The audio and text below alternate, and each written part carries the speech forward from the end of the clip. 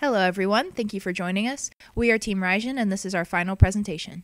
Our challenge was a formidable one. We were given the task of creating a distributed electric propulsion aircraft capable of transporting 19 passengers and including 90% of the regional aircraft market. Along with our operating parameters, our design was to minimize fuel consumption, time and ground track distance, flyaway cost, and turnaround time while maximizing range. Secondary objectives included reducing noise and energy consumption, as well as minimizing CO2 and NO2 emissions. Our main wingspan is 80 feet and its chord is 11 feet. These numbers were derived from preliminary aerodynamic calculations and were initially much smaller. Span and chord were made significantly larger during the iteration process to maximize lift as the power plant came to fruition. The wing has no taper for ease of manufacture and because there are no advantages of taper with the design requirements.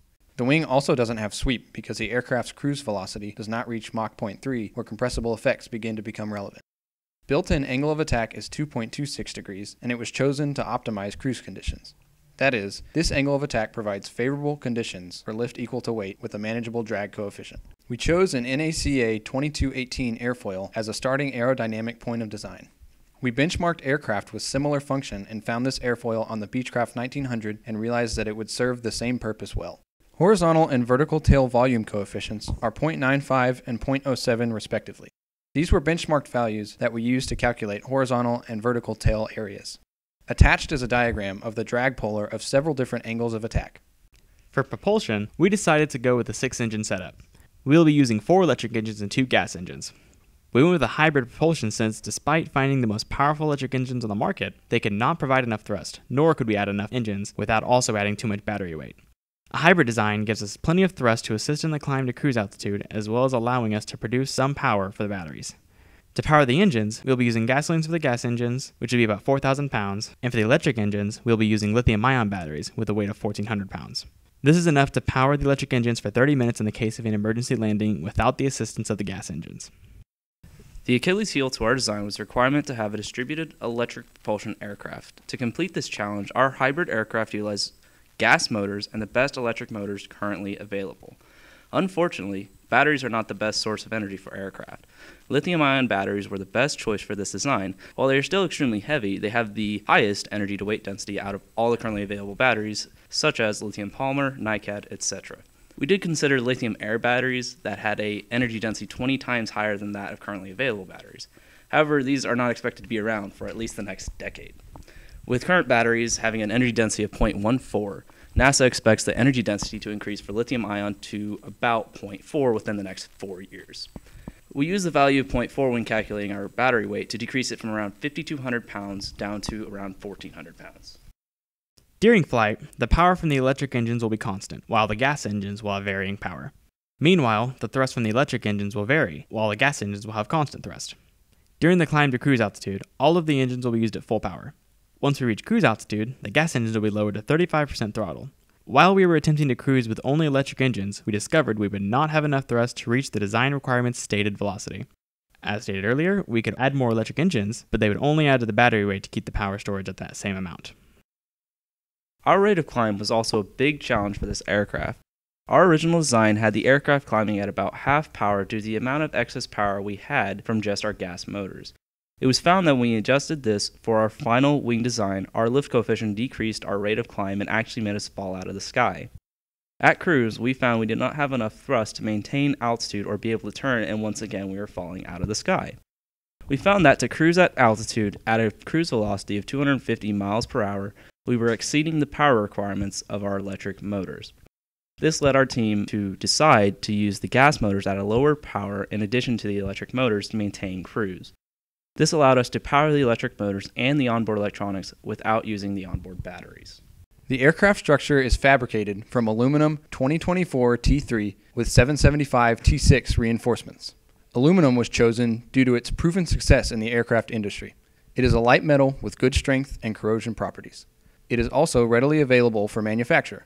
Aluminum 775 T6 is stronger but more expensive than 2024 T3, so in an effort to reduce costs, it will be used in high-stress areas as reinforcement. To support the large loads that occur in the wings, a 2-spar system is used with one spar located near the leading edge and the other spar just in front of the trailing edge control surfaces. Since the aircraft utilizes a mid-wing configuration, the most efficient way to integrate the wings into the fuselage structure is to use a ring frame system to carry the wing loads through the fuselage structure. The fuselage itself will be constructed of the aircraft skin with support stringers connecting the skin to internal frame and bulkheads. The aircraft is designed to operate at a maximum loading factor of 2.5 with a 1.5 safety factor. This results in a design loading factor of 3.75. The maximum loads resulting from this load factor is a maximum bending moment of about 200,000 pounds-feet and a maximum shear of 15,000 pounds. Both of these occur at the wing root. Due to the relatively low engine weight, they have little effect on the loading diagram and therefore do not provide significant bending or shear relief at the root of the wing. These stresses will require 70-75 T6 reinforcement near the wing root and surrounding structure. Our cockpit design was influenced by the Boeing 737 and the Airbus A350 cockpits. The 737 design had the advantage of being more cost-efficient for standard parts. The Airbus A350's influence was found in the heads-up technology for information viewing ease and the LCD display instead of a CRT design. One additional screen was added to account for future needs in information display.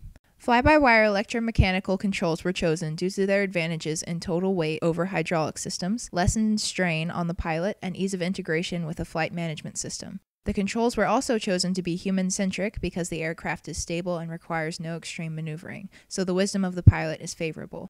The aircraft will include a full onboard flight management system with control systems monitoring, collision avoidance, and stall warning, among other features. Also included are SATCOM and VHF systems for communication, weather monitoring, and a black box flight information recorder. Our aircraft will be able to integrate well with typical ground control arrangements, requiring only the addition of battery replacement and recharging stations. The maximum range for our aircraft is 520 nautical miles and the max endurance is 6 hours. This features a payload of 0 since the maximum range and endurance is logically at empty weight. The range and endurance for the maximum payload are 460 nautical miles and 4 hours. Maximum payload is a limit from other design aspects, so this is essentially how the plane performs when it's full. Our flight envelope features 2 curves, one with electric engines and 40% gas engines, and another curve with electric engines and 100% gas engines to show the full range of the aircraft's abilities. This graph overall shows max speed at a series of altitudes due to engine and stall constraints. The VN diagram shows the factors of weight that the structure of our aircraft can support before structural failure. Our operating region is denoted by a dotted green square and, as seen by the graph, doesn't come close to structural failure in a positive or negative G factor. As shown in this chart, we compared our aircraft to a Twin Otter, Beechcraft, and Skyvan. The cruise velocity and endurance are very comparable to these other aircraft, while the range is significantly lacking, likely due to the unavoidable weight of the batteries. The maximum climb rate is 3,500 feet per minute, which is much better than similar aircraft since the aircraft is designed for cruise conditions and our aircraft reaches cruise quickly. Here is our final aircraft design. Thank you for watching our presentation and have a good day.